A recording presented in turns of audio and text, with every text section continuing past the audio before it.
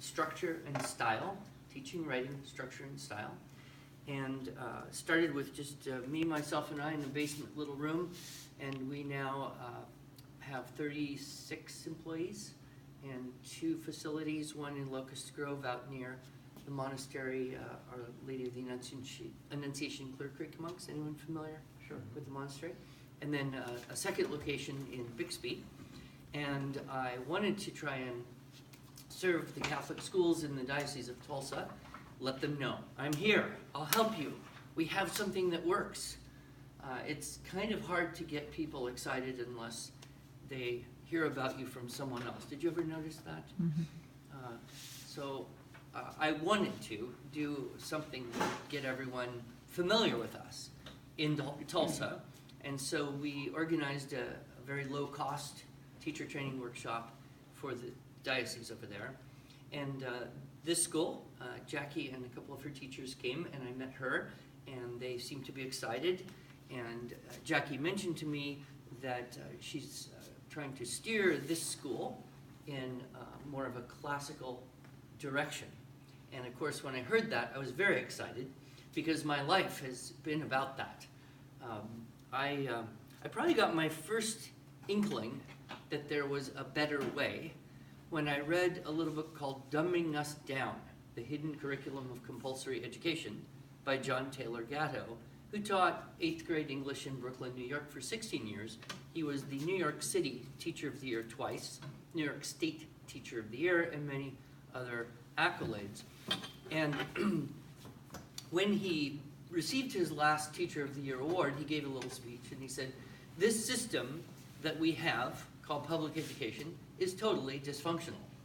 It does exactly the opposite of what every single 13-year-old in the world needs. The curriculum is dumbed down and actually stupefies people. Most kids would be smarter if they didn't even come to school. And in order to become the Teacher of the Year, what I have done is basically broken every rule in your book. I've even done things that are illegal, like sneak kids out of school in the middle of the day so they could go have meaningful experiences. And by the way, I quit, which is probably good timing. And then he wrote a little article for the Wall Street Journal called I Quit, I think, wherein he kind of wrote that speech out. And then he wrote a book called Dumbing Us Down, The Hidden Curriculum of Compulsory Education. So I got this book way back when I was a little violin teacher in my early 30s, and I read this thing, and I was so excited because I thought, yes, this book explains why I am so stupid. I mean, have you ever had that feeling like, I went to school for so long, but I'm still dumb? Have you ever had that feeling? So that hit me right about 30. So that kind of set me on this path of saying, okay, maybe what was done to me as a kid and as a student in school, maybe there's something better than that.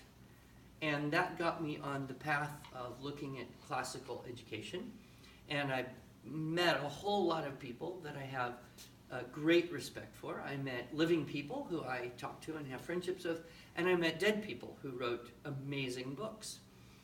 Isn't that interesting? We can have a conversation with someone who's no longer alive if they wrote a book. And so I live now kind of in this world of, quote, classical educators.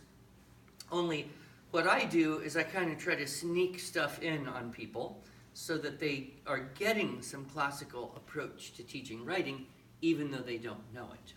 The good news is that what I teach works extremely well, and because as Americans we're all very practical and pragmatic and we want results, I can teach a system to teachers who can teach it to their students, and then their students can go off to high school or college or university and write circles around their peers.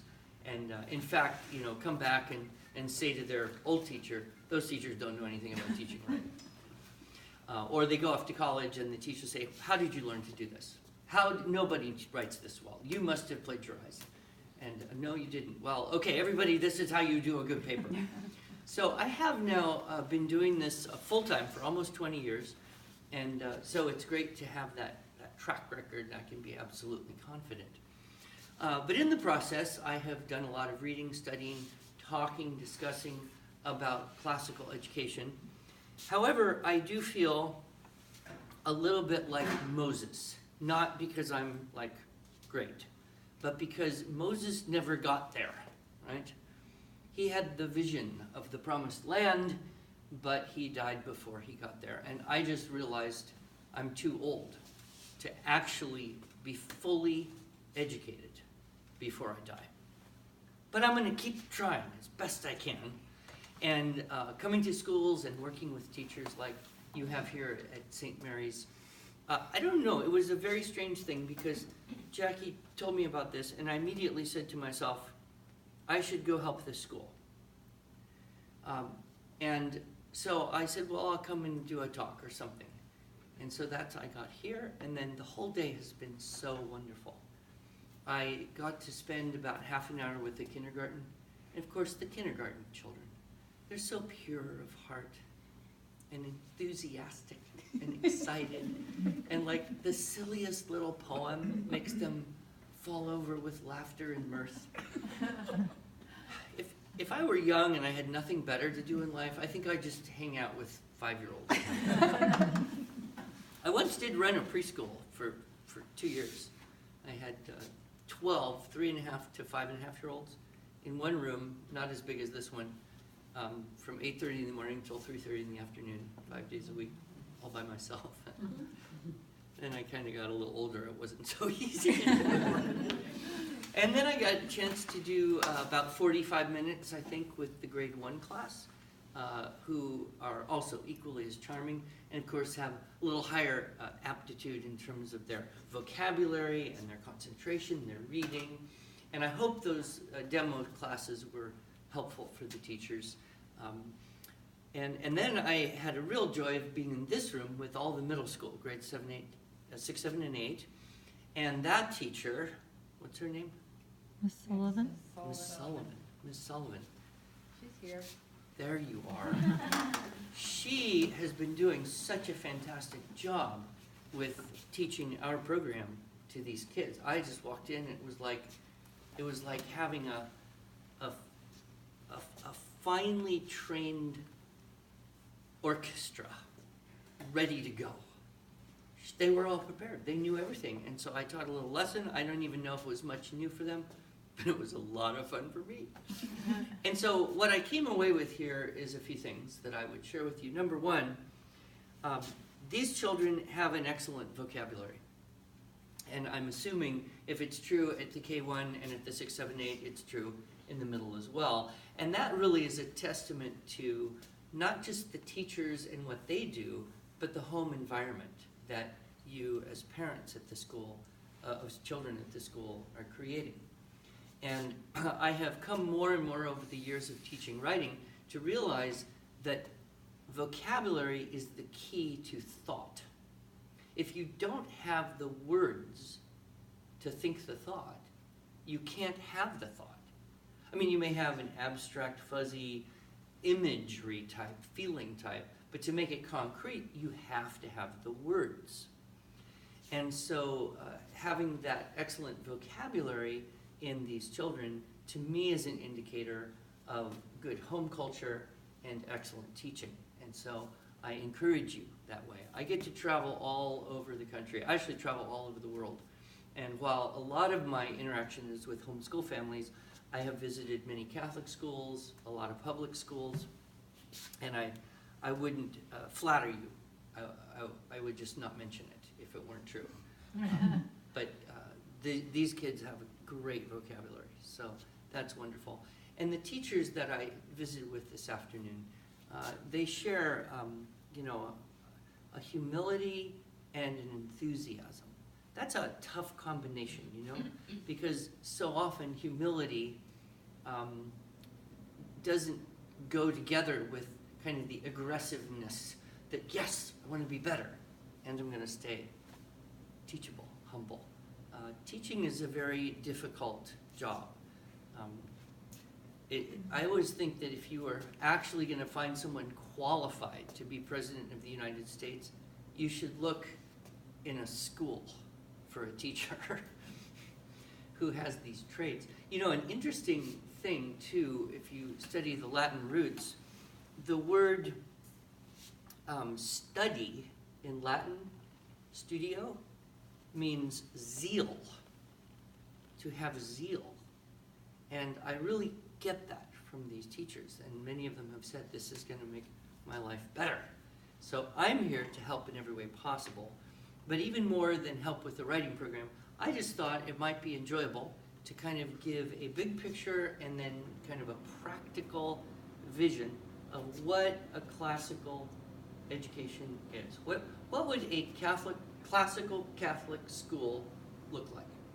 And I can share this with you because I have been to many of them, and I've been in this conversation for 10 years. And I think it's extremely important because I don't know if you're aware, but in the last 20 years, the United States has lost 1,200 Catholic schools. So 1,200 Catholic schools in the U.S. have closed in the last 2 decades. Why? That's kind of a painful thing to think about. Well, I would propose the reason is because the Catholic schools have failed in 2 ways. They have failed to be distinctly Catholic, and then they have failed to be educationally superior. Because the trend is we have to, and this is really the thinking in many dioceses, we have to do public school better than the public schools. We have to do Common Core better than the public schools do Common Core. We have to do technology in the classroom better than public schools do technology in the classroom. And unfortunately, that's not really even a good thing to be doing. And so if you're doing better, something that isn't good, it's very possible you can be worse. Right? And yet that's a trend. And you go to some of the liberal dioceses like Arlington, Virginia, or Southern California, and the Catholic schools don't have support. And then they're also forced to hire non-Catholic teachers who don't know the faith. They don't have a Catholic culture. And then the thing ceases to be distinctly Catholic. And then people say, well, why should I pay for that? Why should I support that when I'm already paying taxes and this is free? Interesting number, in the last 20 years, the number of charter schools in this country has increased by about 1,500. So there you see the exodus, right? People have left the diocesan Catholic school and have moved into charter schools because, in a way, the charter schools are trying even harder to have education excellence, right? And they're free, right? You already paid for them with your taxes. So when I see a Catholic school that says, okay, we're going to differentiate, we're going to do what's right, then that gives me hope. And there are a few. I have some very good friends who are administrators and teachers at Catholic schools, different places in the country, and it can be done. It can be done, but you have to have the vision, right? Without vision, the school will perish. So what does it look like to be a classical school? And the problem is you can't get there overnight. It's a slow ship to turn. It's slow for us to learn what we need to do to teach differently. And yet, while it's a slow change, the changes show very quickly some exciting results.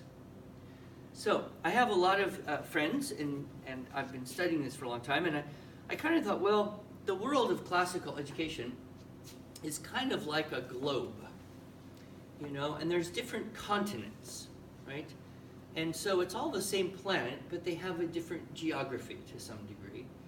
And some people would define classical education by the curriculum.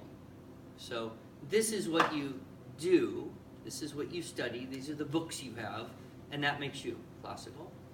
And then there's another continent, probably mostly defined by methodology. This is the way that you teach children. That's what makes it classical. And then probably the third continent, the one I am most attracted to, would be what is your purpose? And that your goal and your purpose defines then, to some degree, your curriculum and your methodology. So a lot of people get in fixed orbit and they just always see the same continent, and when they say what classical education is, they see the same thing and define it the same way. I have tried intentionally to get out of fixed orbit so I can get around and look at every place before I decide where to land, lest I end up someplace like Antarctica where it's just barren and frigid, right? And so I have kind of aligned myself with the continent of people whose primary definition of classical education is its purpose. Its purpose. And the best, most, I guess, succinct way to say this is that classical education is the cultivation of virtue. Cultivation of virtue. Of course, what is virtue? If you're going to use a word, you have to define it. How would you define virtue? It's a good question to ask yourself. In the Greek meaning, virtue would be a thing being fully itself, right? So a knife could be virtuous if it was the best knife a knife could possibly be, right? So man can be virtuous when we become the best that man can be. And we only can be the best human that we can be by, of course, imitation of the only perfect human that we know. And so the imitation of Christ is at the center of a true classical education. Now, the ancients didn't know Christ, so they had this ideal man, right? And if you read Plato and Aristotle and the ancients, they had this ideal, which was why the Greek mind was so ready for the gospel.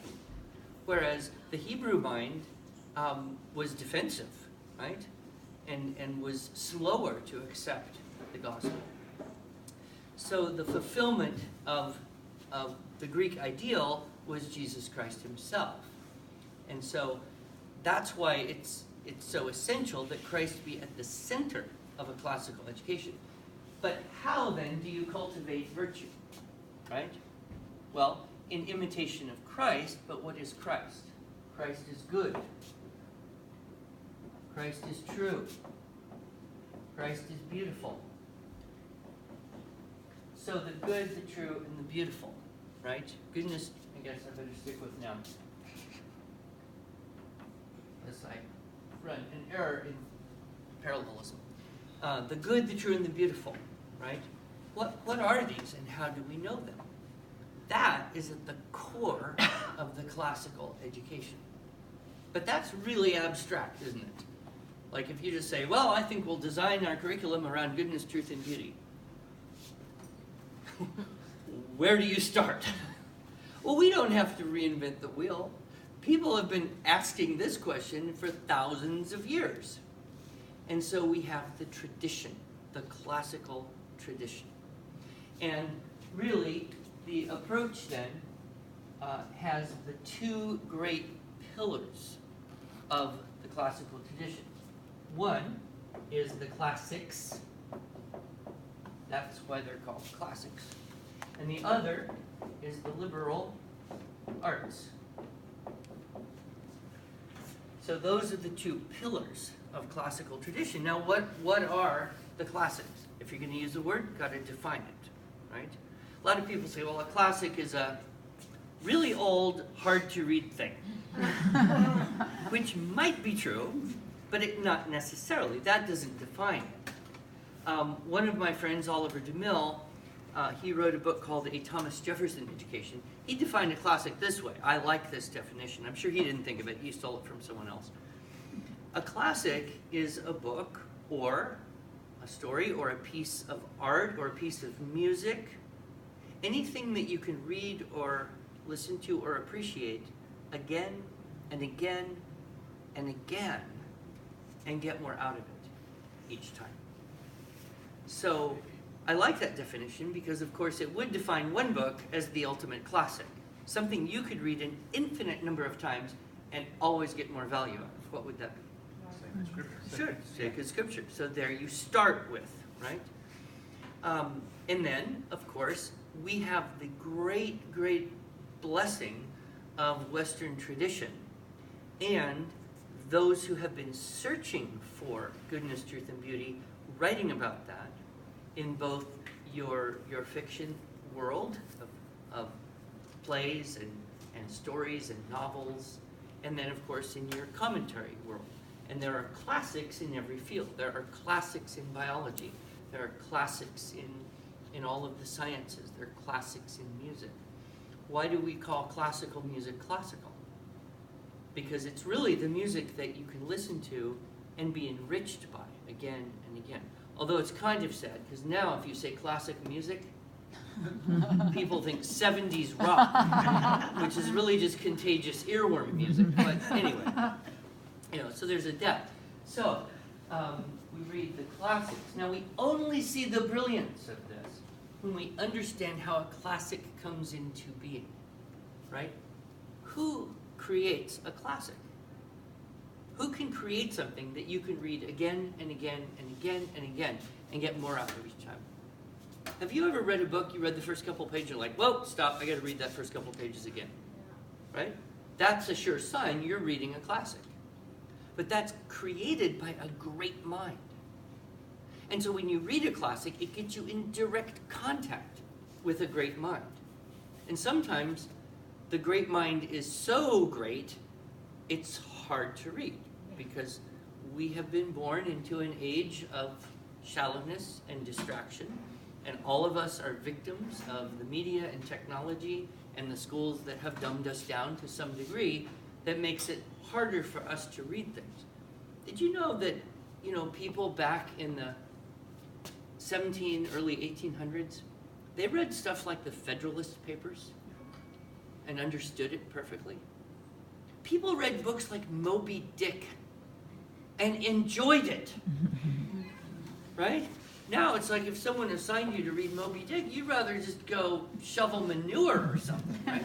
Why? Because we're not in tune. But does that mean we've lost our capacity? No, because we still have our God-given intellect. We've just got to train it. The good news is with our students, if we think this way, we can help cultivate that aptitude towards reading the good and great books. So there is a problem with classics, however. And the problem is not all great minds are good. And some great minds are distinctly not good. So there are actually classics that are not good. I'll give you an example. The Communist Manifesto. This is a classic. It was produced by a great mind. It is not good.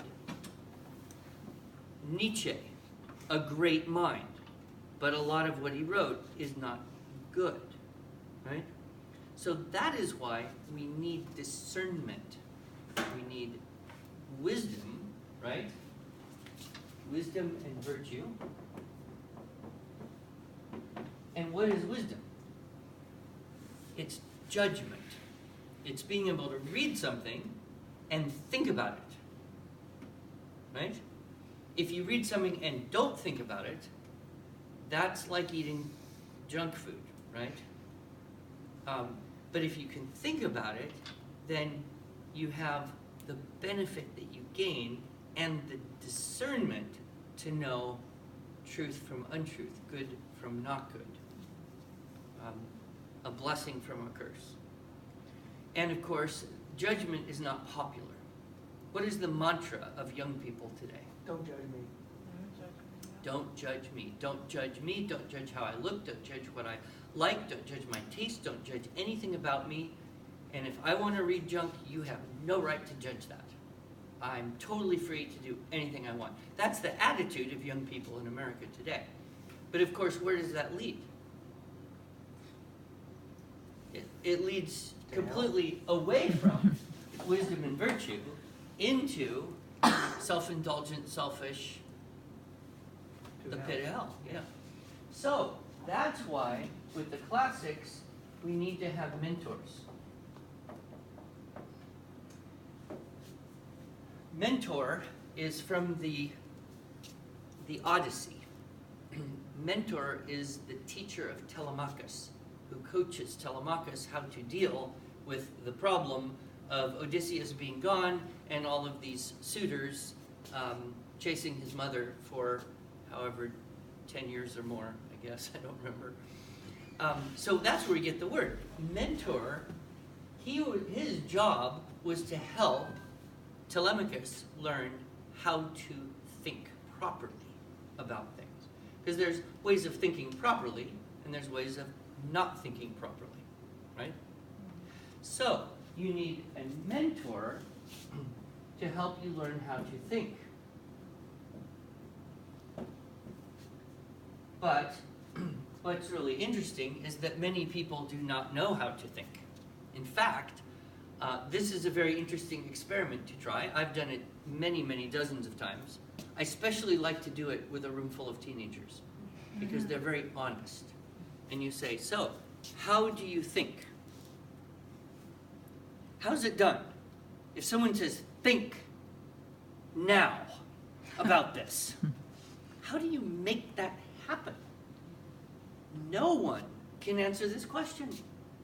It's hilarious. The most common answer I get is, there's probably 80% of people who answer this question will say, you use your brain. Okay, how do you use your brain? Well, you think of stuff. Okay, word for the day, tautology, right? You define a word with itself. You think by using your brain. How to use your brain, you think. Circular reasons. It's very hard for anyone to get past that, right? So I think, I believe we can see pretty clearly that the problem of non-thinking is growing in America. Would you agree? Yes. People don't know how to judge and discern. They don't know the tools of thinking. Consequently, they have to tune into the radio to be told what to think. So how do we teach this? You know, the whole world uses buzzwords. One of the most popular buzzwords in popular education is critical thinking.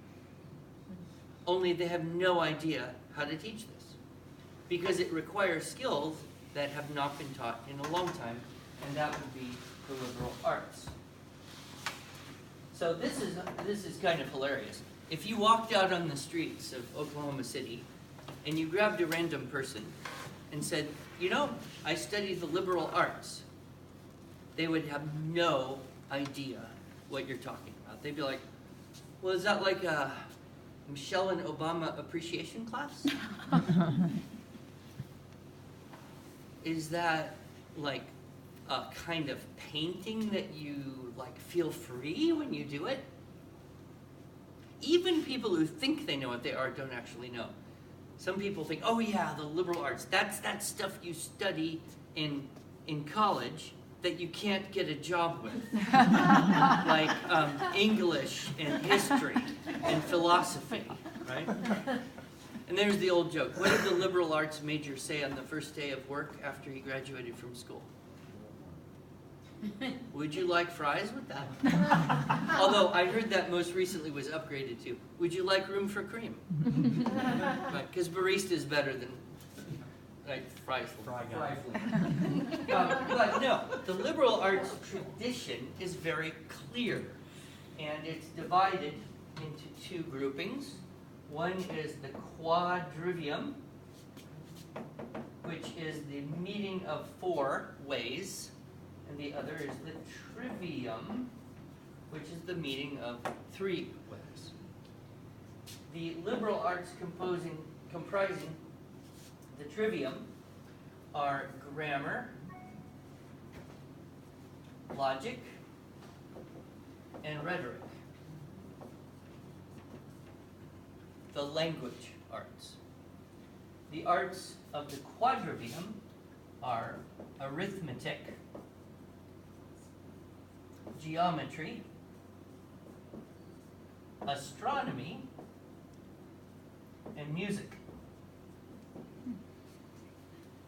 And those are the 7 liberal arts. So ancient times go way, way back. There were 3 divisions of things. There were the servile arts. Those were the things that... Art, by the way, is just a Latin word. It means art. It just means something you do, right? And art is something you do. So they're the servile arts. Those are arts of slaves and servants. There's the practical arts. Those are things like medicine and blacksmithing. And then there's the liberal arts.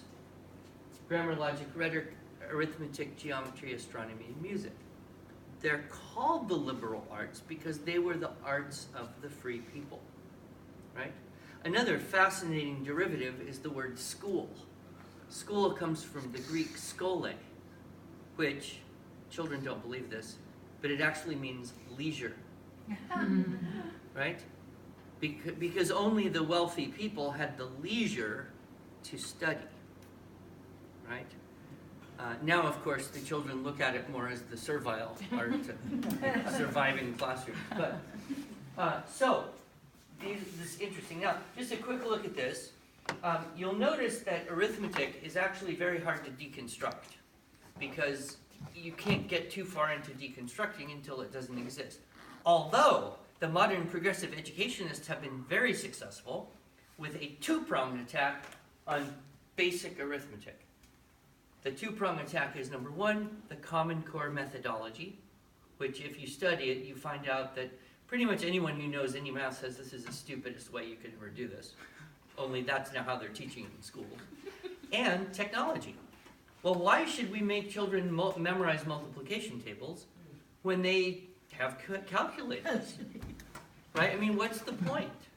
And so I have a friend, she homeschooled for years and years. She worked for us for a little while. She lives in Chicago, wealthy suburb of Chicago. Her kids are grown, so she went back to do substitute teaching just for something to do, make a little money on the side.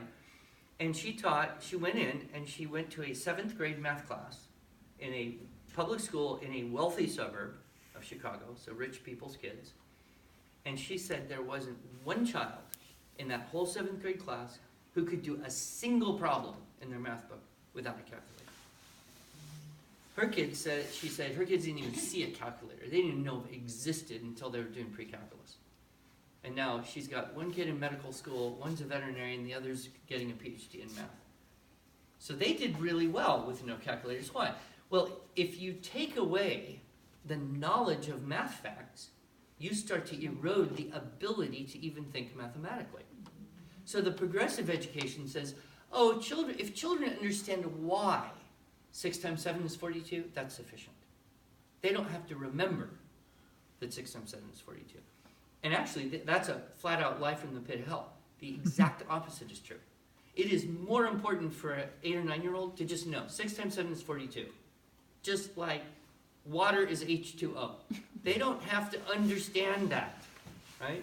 It's more important to know it than to understand it. So we've got our teaching of math completely bass-backwards. Excuse my French. So we're finally getting there. I mean, it's been pretty hard to deconstruct that. This is kind of interesting, though. Arithmetic is the study of number, right? And geometry is the study of shape. The foundation of modern geometry is from Euclid. And Euclid's Elements, the very first book, has no numbers in it at all. A whole geometry textbook with no numbers. Interesting.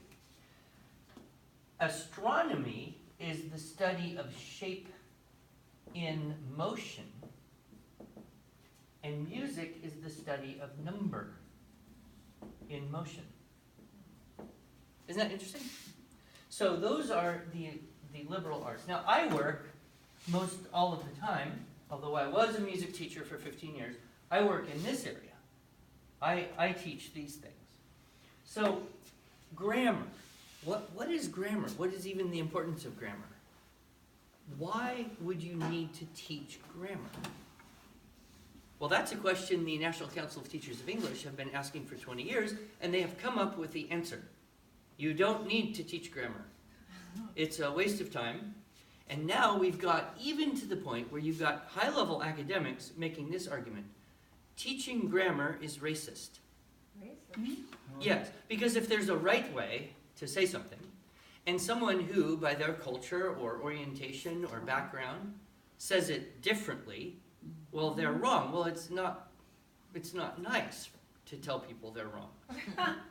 And you don't want to offend anybody. So grammar is now offensive. But what happens when you see a breakdown of grammar? You see a breakdown in thought. You see exactly a breakdown of thought. And then you see people saying things like, that depends on what the meaning of is. Under oath as President of the United States. Confucius made an interesting observation, because Confucius was around the same time as Plato, about 500 years before Christ, right? Confucius said, if language is not correct, then what is said is not what is meant. Right. Right. If what is said is not what is meant, then what should be done remains undone. And if that remains undone, then morals and law will break down, and the people will stand about in hapless confusion. It's actually a fascinating book. I could give you a whole hour lecture on this book. It's so interesting. It's called The War Against Grammar by David Mulroy. And it actually traces the rise and fall of civilizations over the history of the world according to grammar.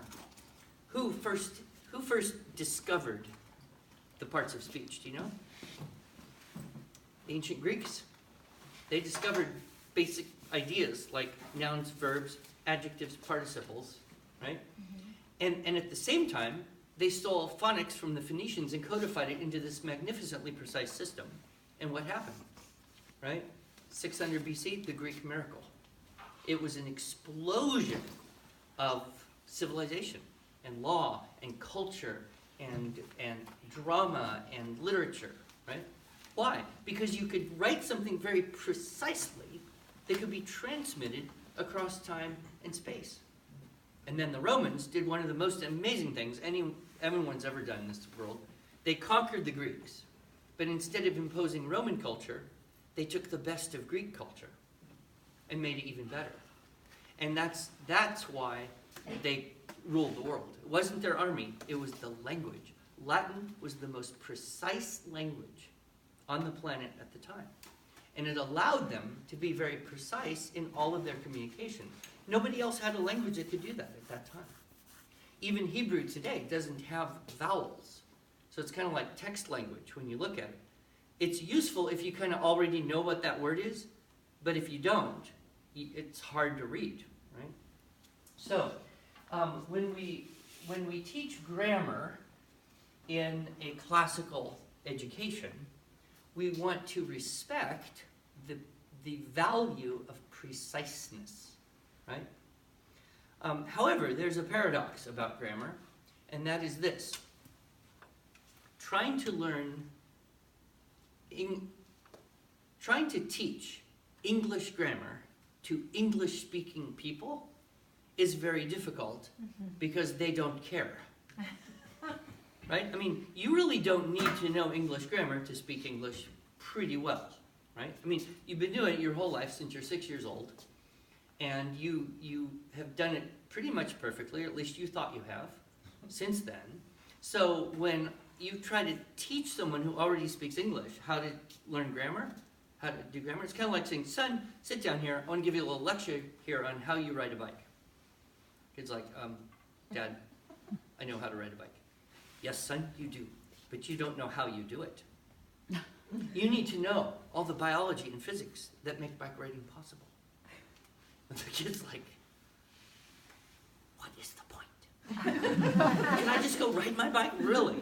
So the interesting paradox is if you want to really learn grammar in the sense of the structure of language, if you really want to learn the structure of your own language, the very best way to do that is to study a different language. I don't think I knew much English grammar until I went to Japan, and I lived there for 3 years and started studying Japanese. That's when I needed to know what are those things called and what are the rules that govern their behavior in this language. I learned more English grammar living in Japan 3 years than I think I ever learned in public school, right? And so what we find is that we used to have grammar schools. Do you remember that term? right? So if you go back 150 years ago, it was called grammar school. And then, I don't know, late John Dewey period, early to mid-1900s, they started changing the term to elementary school. Do you know what they studied in grammar school? Grammar? No, Latin. Latin and Greek. Kids used to learn Latin in grammar school so that they would learn grammar.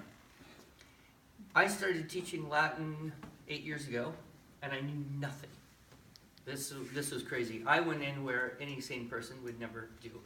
I started with a class of 26 kids from age 10 to 17, all in one room. We just all started, first year Latin. I taught through. Only problem is I didn't know Latin. So I had to study and stay like 2 or 3 lessons ahead of these kids, and I had to do twice as many worksheets, 3 times, 4 times, because I got an old brain. So they needed less repetition. I needed more. But I tell you, by the 3rd year, I knew so much English grammar, I felt an embarrassment of riches. I mean, I understood all the tenses. I could even use words like paraphrastic. I understood more about my own language by studying a foreign language. So you could gain some of the benefit from studying a modern language. People say, well, why study Latin? It's a dead language. Well, yes and no. Number one, it's the language of the church. And if you want a kind of a beautiful answer, you quote John Senior in his book, Restoration of Christian Culture. He said, Latin is the language, I don't know if it was in that book, might have been in a different book. He said, Latin is the language in which the bride of Christ sang her love song to her Lord for 1,000 years. So that's the beautiful answer. The practical answer is this. If you want to learn the structure of language, pick a dead language. Because then you're not wasting a bunch of time trying to chat. I mean, most kids, they go take Spanish in school. I mean, how many of you took Spanish or French or something in high school? How many of you, at the end of 2 years of doing that, could actually have a 3-sentence conversation with your neighbor? No. So you spend 2 years successfully not learning almost everything you tried to learn. Because it's all about enculturation and chatting, conversation. And maybe if you're lucky, you learned how to, go to Italy and order a coffee, which is really easy. You just say, coffee, please. But if you learn the Latin, you learn the deep level, the deep logic of the language. And then if you actually do want to learn Spanish or French or Italian or Romanian, all of those are the Roman core language. It's a way we call them the Romantic languages, right? So, I am a strong proponent of grammar, and I have taught it now, well, I haven't taught it for the last 2 years, but I taught 5 years in a row of Latin. And I tell you, it blessed me personally, it blessed every one of those kids, and it just makes you feel smart. It's great for just feeling like you're learning stuff. And it can be taught in a very enjoyable and fun way. The other thing is, in teaching writing, we teach grammar. We have to. But I like to say, we slip it in on them. Because, if you just turn the page. Chapter 12, verbals, participles, infinitives, and gerunds. You're like, oh, no. It's like, I don't care. Right? But if you have to do these things when you write, then you have to know what they are. So in our system of teaching writing structure and style, we slip in a whole lot of grammar. In fact, I've had teachers just sit in a seminar for 2 days and say, I just learned things about English grammar I never knew before. And I've been teaching English for 10 years. Because we slip it in. Logic. What would happen if every 7th, 8th, 9th grade student in this country had 2 or 3 years of formal logic? That would totally undo the politicians. Because no one would get away with saying something like, we have to pass the bill so we can find out what's in it. Which isn't a surprise that she said that. What's the surprise is that the voters in California re-elected her after she said that. And she's still there. But you see, it behooves the powers that be to prevent people from being able to think very clearly about things. If you could detect fallacies in advertising, what would happen to the advertisers? They'd have less control and power over you. If you could detect fallacies in the editorials you read, what would happen to those editorialists? They would have less power and influence over you. Do you see? So this is interesting because it is extremely rare to go into a school. And I don't even know if it's legal to do this in a public school. I'm sure there are a few like classical charter schools out there. But it's very rare to see anybody who has a book that says logic on the cover. And yet, it's something that can be taught. I taught traditional logic 1 and 2, material logic, and Aristotle's rhetoric to high school students. 4 years I did this. It can be done. It's not impossible. And I'm going to give Jackie here a few resources that I think are appropriate for middle school, and you can start this process. But I will warn you, if you teach a 12 or 13-year-old child logic, they will use this against you. But you know, they're going to argue anyway. So if they're going to do it, you might as well teach them to do it well. It boils down because I said so. Yeah. Then, of course, rhetoric, that's another word that today in modern use really just it's a pejorative. It's essentially always in a negative context. If you read in a blog or listen to some commentator and they use the word rhetoric, it usually equates to, well, that is someone trying to foist a lie upon us, right? That's just his rhetoric. But no, what is rhetoric? Well, it's the third of the liberal arts, and it has its own divisions. There's so much that can be said about rhetoric, and we're kind of running out of time. But there's 5 canons, 5 divisions of rhetoric. The first is invention, which is what to say, right? So if you're going to give a speech or write a paper, the first thing you got to figure out is what am I going to say in this, right? The second canon is arrangement, and that is the order of your ideas. So in what sequence will you say things? The third one is elocution, which is from the Latin verb loquor, meaning to speak, and that is how you say what you say. What words do you use? What sentence structures do you create? What rhetorical devices do you use? So that's how to say what you want to say. Those are usually what people think about in rhetoric, but there's also 2 more. One is memory, and the last is delivery. So memory kind of has 2 points. One is memorization. So in the old days, you couldn't post a blog post, you couldn't mail a newspaper, you couldn't really even print anything. So to promulgate an idea, what you do is you'd have your idea, you'd organize it in a strategic way, you would embellish it with things that made it beautiful and attractive, and then you would memorize it. You would actually commit the whole speech to memorize, so it was very polished, very exact.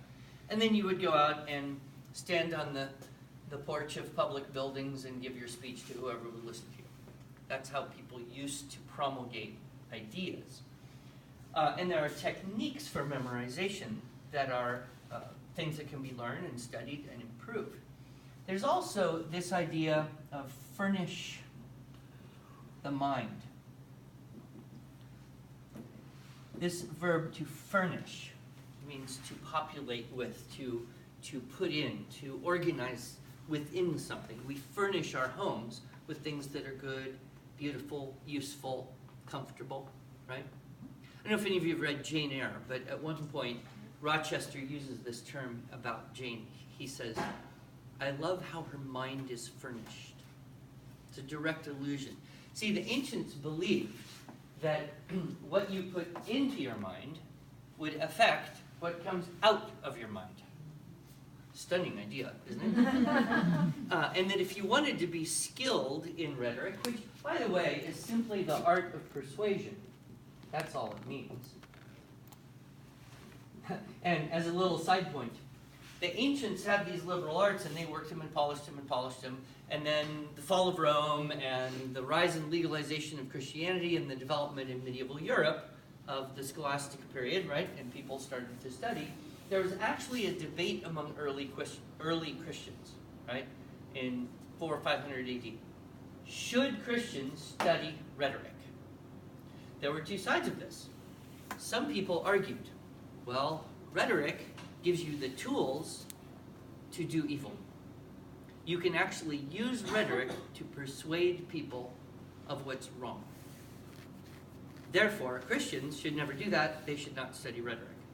The other side was, rhetoric doesn't do evil, people do evil. It's kind of the guns don't kill people, people kill people idea.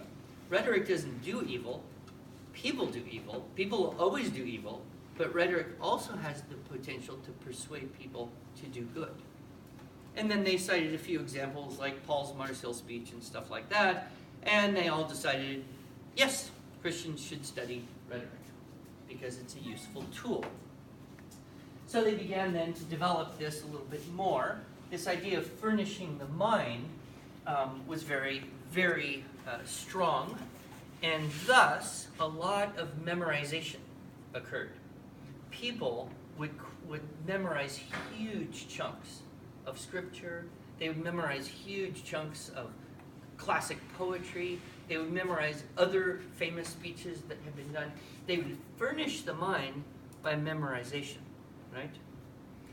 Now, unfortunately, we see that memorization has been gradually, intentionally, and systematically, and pretty much successfully eliminated from modern education. It is very possible to go into a public school in pretty much any city in any state and find a 29-year-old grade 5 teacher who has never even heard the idea, let alone know the tremendous value of her 10-year-olds memorizing poetry. The only people in schools doing it are the really old ones who did it when they were young, and they do it with the door closed, because the attitude is it's a waste of time at best. John Dewey was very anti-memorization, and these terms like, the word rote learning, that always has a negative connotation, doesn't it? It didn't used to. Rote was good. I mean, you didn't have to think hard to figure something out. You knew it, right? You knew it by rote. But now it's like rote equals useless, stupid memorization. Drill used to be respected, but now it's always accompanied drill and kill, and of course the student will die if you make them memorize their multiplication tables, right? Or if you make them memorize a catechism or memorize scripture, it's too tedious, it's too overwhelming. But see, I could go on like this for hours, but let me tell you the most dramatic story I know to show you the incredible power of furnishing the mind. Are you familiar with a man named Frederick Douglass? Frederick Douglass wrote the Autobiography of a Slave, right? Which is a book everyone should read every few years. It's an incredible piece of work. So Frederick Douglass was born into slavery. He was separated from his parents at a very young age.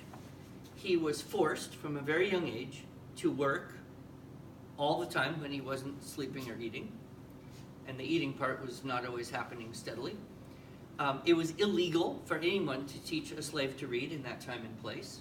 And although one plantation owner's wife tried to teach him to read, the owner stopped him because, of course, if you had slaves who would read, they might think that they should escape or something, and that would be really bad. So this continued for the first 12 years of his life, this brutal, harsh, horrible, zero education. I mean, arguably, the worst possible language development environment you could create next to being chained into a closet or something, right? Wouldn't you agree? And then around 12, some of the kids tried to teach him how to read by drawing letters in the dirt. And then when he was a little older, he escaped and finished learning how to read. And then he became arguably the greatest orator this country has ever produced. I have not found, and I have been searching, I have not found a speech given by any other American after Frederick Douglass that is nearly as beautiful, as eloquent, as powerful, as convicting as his speeches. You go read his speech, What to the Slave is the 4th of July, and it will blow your mind. It's so beautiful, it's so powerful, it's so eloquent. How did this happen? How do you have a child who had the worst possible education during the most important developmental period come out to be the greatest speaker America has ever produced? We actually know. Someone asked him, one of his biographers said, Mr. Douglass, how did you become such a powerful speaker? And this is what he said. As a free man, one of the first books I owned was The Columbian Orator. This was published in 1795, and it was a collection of all the greatest speeches that had ever been given or translated into English, all the way back to Cicero and Augustine, to Luther, Shakespeare, all the way up to Patrick Henry, right? Everything from the beginning of Western civilization up through his time, 1795. And this was his answer. I committed them all to memory. He memorized the whole book of speeches. This is what you had time to do before there was electricity and iPhones. With Words with Friends and Candygram. I mean, you know, people did stuff like that. He memorized the whole book of speeches. And I bought the facsimile copy of this book. And it was no mean thing. So, in a classical school, you actually can begin with young children with rhetoric and also with grammar by memorizing the Latin paradigms, by memorizing beautiful poetry, by memorizing scripture, and as the kids get older, you enhance your study of history by memorizing excerpts from famous speeches. And then, of course, delivery. We don't care so much about this today because few people walk around giving speeches, right? And the ones who do are usually on television, and they don't really care about being polished. We don't appreciate that anymore. Although it's really interesting, when Obama went to India, he gave a speech in India and used a teleprompter. It basically insulted all the people there because they thought, why would a president do that? That's just weak, right? If he cared about us, he would have learned this speech and given it to us without a teleprompter. That was the attitude. But we don't care. However, what would a classical school do? Well, it would have recitations. It might have a declamation contest where students would memorize poems, and then they would practice it up, and then they would have a contest. And you would encourage everyone to practice delivery skills, right? So these two things can still be done today, even though they're not valued so much. And then, of course, in the area of composition, this is what we teach: structure, style, and method. One interesting little side point. Have any of you ever heard a kid say, I don't know what to write? Or, I can't think of anything? So, a lot of approaches to teaching writing start with this idea that in order to write something, you have to think of something. Which in an honest sense is true, but in our system, we actually provide children with content and say, here, use this Aesop fable, use this story, use this interesting information about a person or a place or an animal. Take some keyword notes and re-present that information. So we actually start with arrangement and elocution, and then gradually move to invention. The world uses this term, creative writing. And we used to use it as well, but we changed to inventive for a few reasons. Number one, this term carries a lot of baggage. There are a lot of people out there who think they know what this is. And they all have a strong opinion, and a lot of it is not really helpful. However, at a deeper level, the root of the words, creo, the Latin verb creo, means to create, right? So in the Vulgate, when it says, in the beginning, God created, the heavens and the earth, that's the verb, creat. God created, right? So this kind of has the idea that you create something from nothing. Ex nihilo, God made the heavens and the earth, right? This word, invent, is from the Latin verb invenio, which means to find or discover. So what's the difference? Well, you can't find something that isn't already there, right? See, human beings don't really create. We don't produce something from nothing. Only God does that. We're kind of stuck with what we've got, right?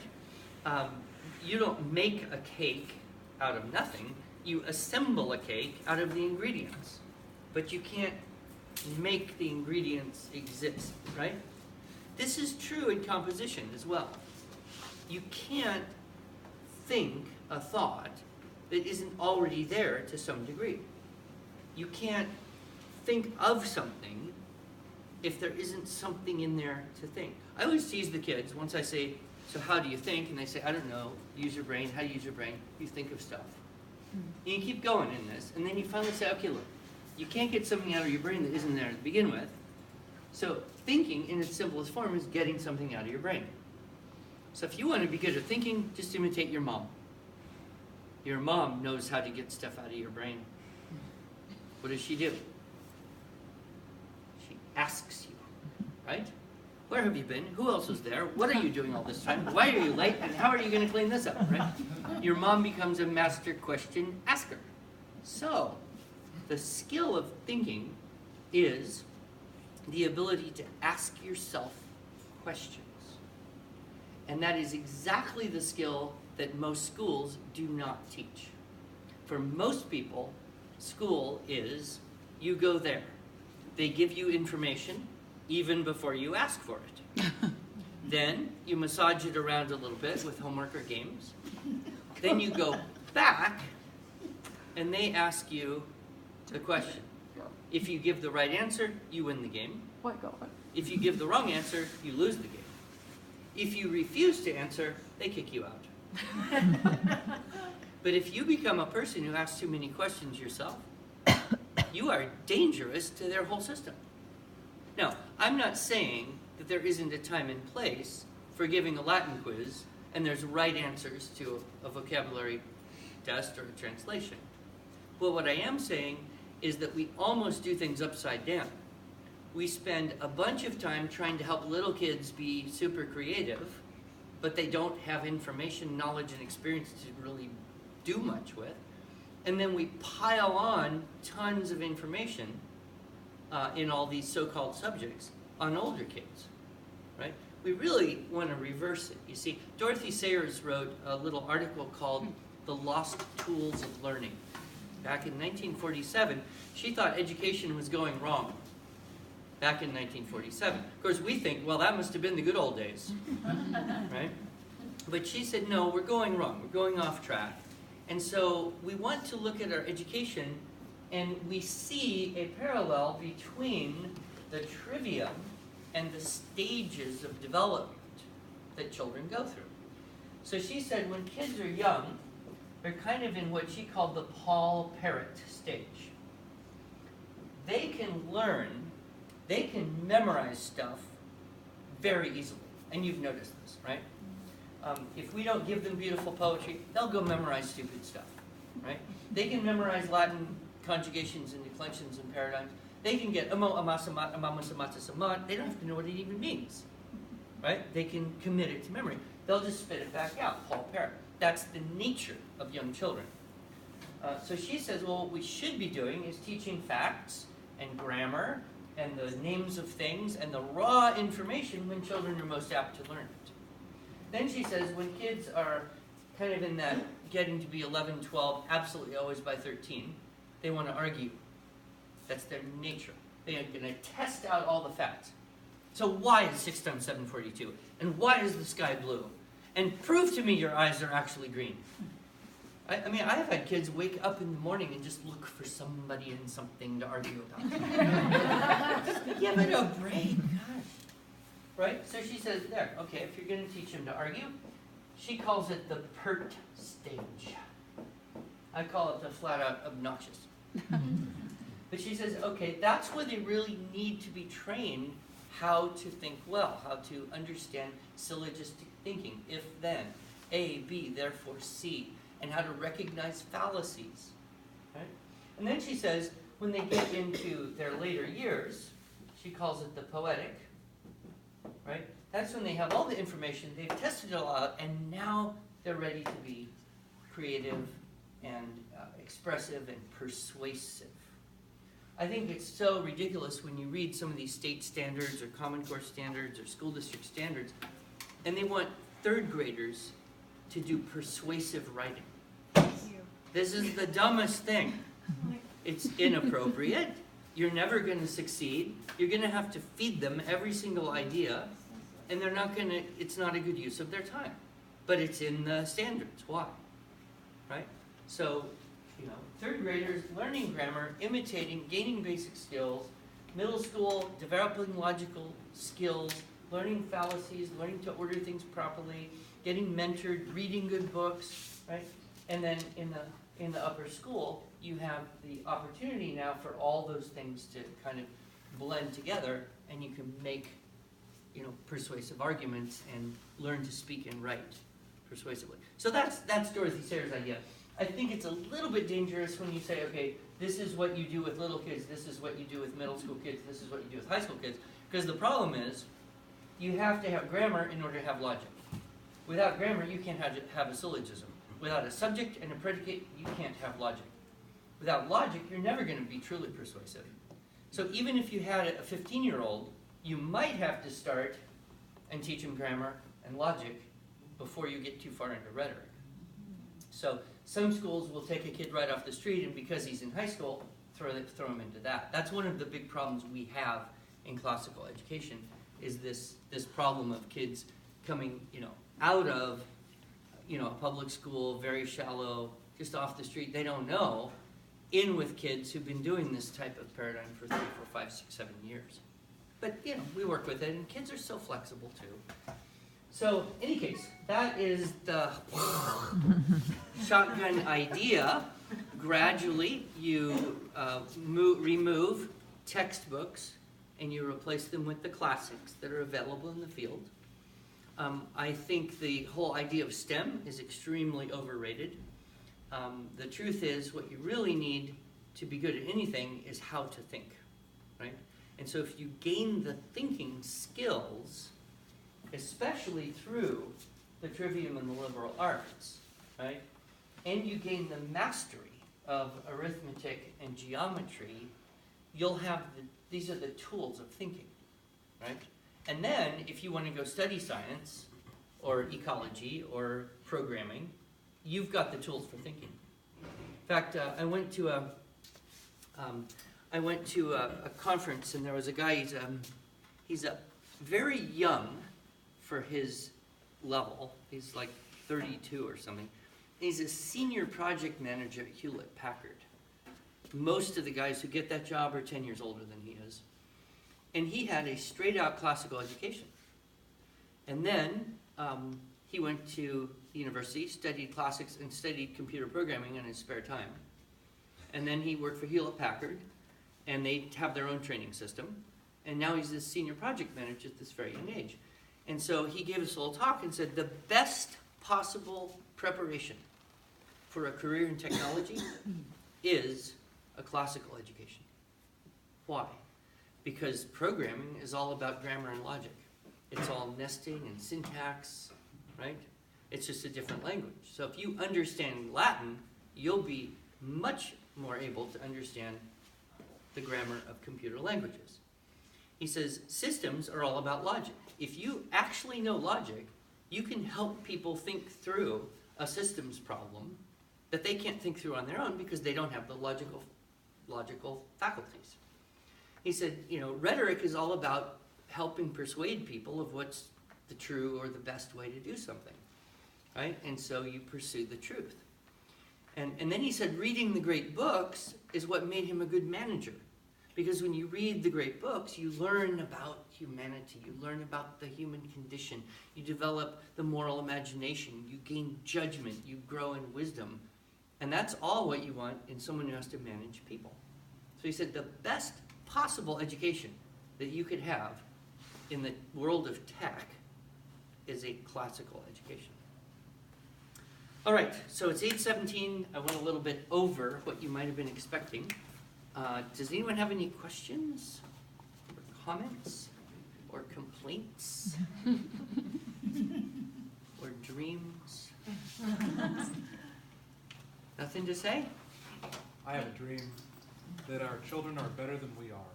You know, that's what I tell them. You know, our goal is we want you to be better than us. Yeah. My teacher, Dr. Suzuki, Yeah. he said, student must become better than teacher, or both have failed. Mhm. So, right on. Anything else? No. Excited to get started. Excited to get started? I've been robbed. I've been robbed.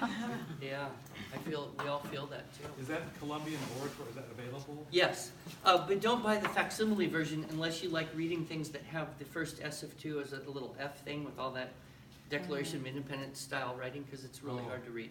And so don't buy the facsimile version. Okay. Buy the version that you can actually read all the speeches. I don't know if it's on Amazon. Yeah, Okay. it's all public domain, so somebody used to reprint and sell it. Okay. Yes. When you mentioned I've been robbed, I came to that realization when I got my high school diploma. You know, that I really don't know how to do anything. Yeah. Yeah. Just a series of jumping through hoops. But you know, I've met some young adults who had a great education, and they're in their 20s now, and man, are they wonderful kids. You have a conversation with them, and they're smarter than you, and they've read everything you've read and probably more, and they have this sense of virtue and honor that is so uncommon in their peers. It works. It's what the world needs. But because it's all about the source of goodness, truth, and beauty, which is the incarnation of the Word of God in Jesus Christ, the world will hate it. And if you try to make your school into a truly Catholic and truly classical school, you will have to pray real hard, because the bad guys aren't going to like that. But you have a slight advantage. There's fewer bad guys in Oklahoma than other places. But you have to be vigilant. Yeah. You mentioned John Senior. He said, just something for parents and maybe even teachers. I have to be very careful the time I spend on this darn thing. John Senior, who I read 10 years ago, two books that changed my world. I think it changed yours too. Yeah. So don't read them if you want to live in that kind of, it's like the Matrix, which pill you want to take, Yes, You yes, wanna know? that's so true. You want to, The I death forget of which Christian color. culture, Yeah. the restoration. I would read Restoration first, wouldn't you? Oh, I don't know, the death makes it look pretty bleak. It's Yeah. like, oh my gosh. But anyway, he has a line in the book I memorized, memory, right? He said the church is not against just The church is not against violence. Just violence. The No, church just is not violence. against violence, only Just unjust violence. Smash your television. And I think that's something we all need to consider. What is the use of technology in our life? The church is not against violence, just unjust violence. Smash your television. The other very interesting research, and this research has been replicated again and again and again since the early O's. There is a consistent inverse correlation between technology in the classroom, i.e. kids having calculators, Chromebooks, tablets, and basic reading, writing, and math skills. The more technology in a classroom, the lower the basic skills. The zero technology classrooms, Montessori, Waldorf, super poor Catholic schools, the higher the basic skills. It's absolute. And there's this article came out just recently. All these guys, like the founders of PayPal and the high up Apple and Microsoft execs, they put their kids in a Waldorf school with zero technology. And they don't allow their kids to have smartphones. No, yeah. So they know what they're foisting on everyone else, Yeah. and they don't want their kids it's like anyone with any real power would never put their kids in a school that looks like the one down the street. Because they know. All right, well, we better get out of here, beat the weather, stay warm. God bless you all. Thank you so much for coming. Thank you.